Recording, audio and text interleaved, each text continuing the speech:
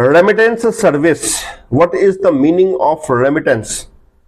Remittance का मतलब है कि transfer of money from one account, from one person to other account और अदर पर्सन और अदर इंडिविजुअल। तो ये जो ट्रांसफर हो रहा है, this is called remittance service. और अच्छे तरीके से हम डिफाइन करने की कोशिश करेंगे तो हम ये बोल सकते हैं, remittance service is a financial service that allows public or people to send money from one location to another, often across country, is called remittance service। और इस सर्विस के लिए जो सर्विसेज अवेलेबल हैं आज के डेट में बैंकों ने अवेलेबल करवाई हुई है, वो दो टाइप की सर्विसेज अवेलेबल है हमारे पास। One is called domestic transfer, domestic remittance transfer, second is called international cross border wire transfer। जब हम डोमेस्टिक ट्रांसफर की बात करेंगे, मीन कि इंडिया के अंदर ही आप ये जो पैसे भेज सकते हैं, इसके कौन कौन से टूल्स हैं।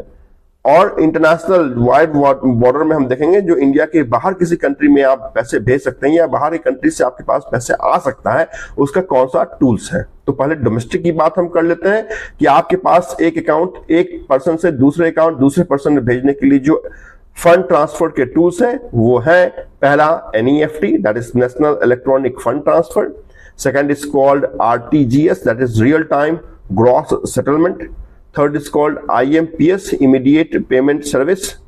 Fourth is called NACH, National Automated Clearing House.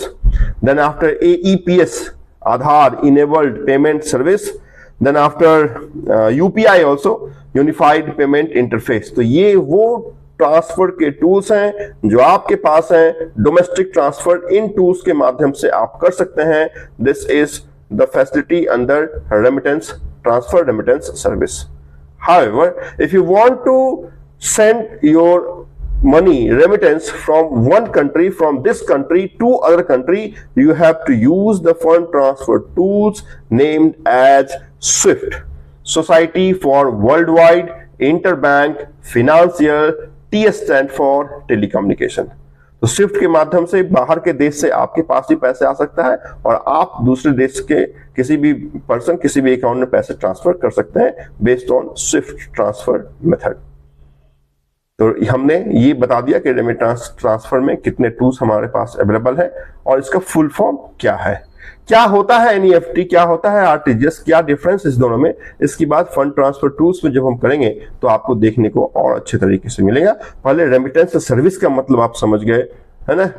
और इसको दो पार्ट में जब हमने तोड़ा, एक इनसाइड और एक आउटसाइड, ये आप समझ गए। किसी भी इंटरव्यू में भी आपसे पूछा जा सकता है या फिर जब मेंस एग्जाम्स में देंगे तो पूछा जाएगा कि in which of the following is not the part of remittance service method. तो वहां पे आप टिक मार्क कर सकते हैं। इस पार्ट में, इस वीडियो में इतनी ही बात आपके साथ करेंगे। नेक्स्ट वीडियो, नेक्स्ट पार्ट आपके साथ होगी। Thank you so much.